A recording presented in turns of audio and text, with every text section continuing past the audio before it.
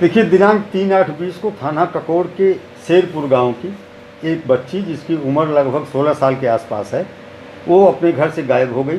7/8/20 को लगभग 4 दिन बाद उसके पिता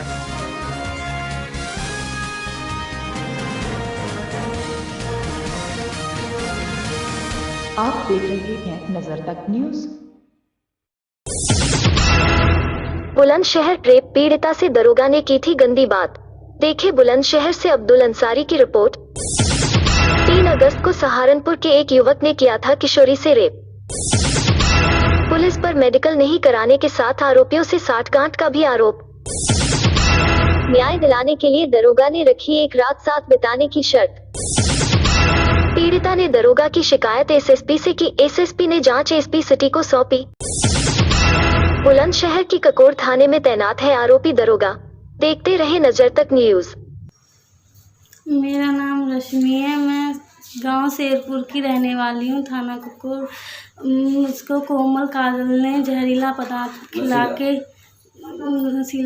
खिला के मुझे ज़बरदस्ती बाहर ले गई और मार पिटाई भी की और गाड़ी में मुझे डाल के आई।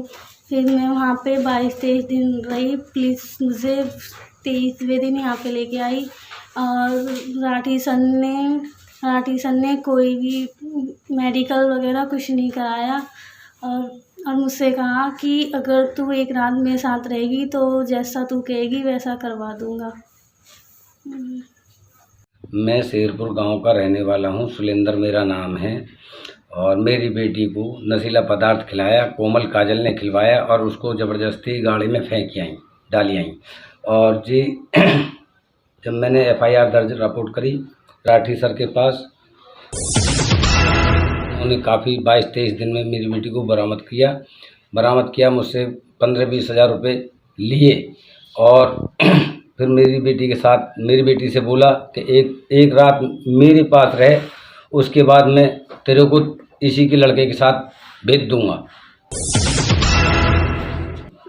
देखिए, दिनांक 3/8/20 को थाना ककोड़ के शेरपुर गांव की एक बच्ची जिसकी उम्र लगभग 16 साल के आसपास है, वो अपने घर से गायब हो गई।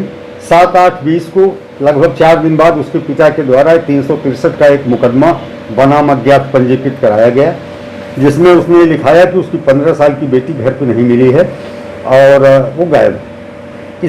इसी बीच पुलिस लगातार इस प्रकरण में लड़की की तलाश करती रही। दिनांक 26/8/20 को वो लड़की अपने परिवारीजनों के साथ थाने पर आई, जहां पर उसने अपना 161 का बयान दर्ज कराया। उस बयान में लड़की ने अंकित कराया कि माता पिता की डांट से नाराज होकर के वो घर से चली गई थी। उसका किसी के द्वारा कोई शोषण नहीं किया गया, न ही वो किसी के साथ भागी थी। अगले दिन 27/8 को उसका अदालत में 164 का बयान दर्ज कराया गया। उस बयान में भी जज साहब के सामने उस लड़की ने अपने बयान में कहा कि मैं माँ बाप की डांट से नाराज होकर चली गई थी और मैं स्वतंत्र जीवन अपने हिसाब से जीना चाहती हूँ। इसके बाद लड़की माता पिता को सुपुर्द कर दी गई और अगले दिन 29/8 को इस मुकदमे में विवेचक द्वारा जो राठी हैं अंतिम रिपोर्ट लगा दिया गया इस आधार पर। कल वो लड़की मेरे कार्यालय में आई। उसने कतिपय आरोप सब इंस्पेक्टर के खिलाफ लगाए, जिनकी प्रथम दृष्टया जांच जब हमने कराई तो तथ्यों की जानकारी हुई।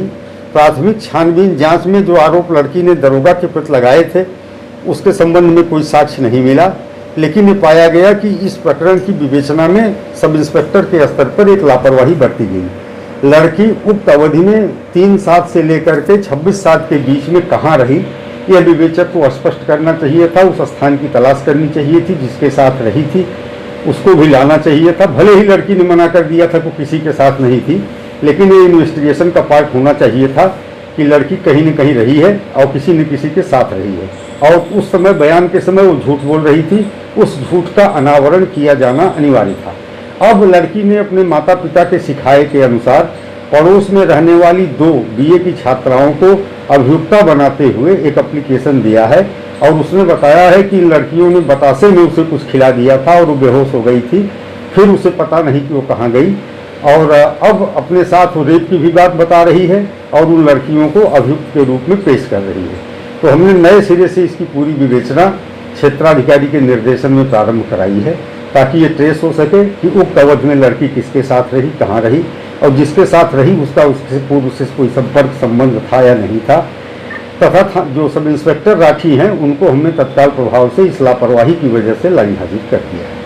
फिलहाल जो आरोप लगाए जा रहे हैं कि सब इंस्पेक्टर ने उसको अपने साथ रहने की जो बात कही थी उसमें कोई तथ्य नहीं पाया गया।